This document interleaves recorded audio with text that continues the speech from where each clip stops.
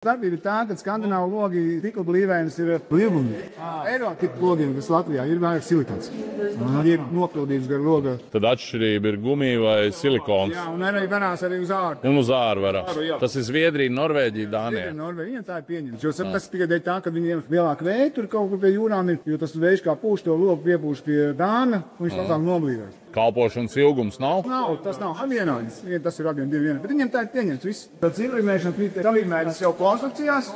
Katru dienu 4 reizes maiņā jāveic ir diagonāļu pārmērīšana, lai rāmi būtu leņķos. Ļoti svarīgi tā, lai rāmis ar vēdi būtu leņķos. Bet pa lielam tie etapi jau ir izlasot zarus, izzāģēt, izgriežot taisnos, viss te jau ir iziet. Izslēgts maksimāli. Tāpēc, kad arī ir noteikts šis te logiem saudzējumā gadus, viņš nedrīkst būt mazāks par 12 centimetrus.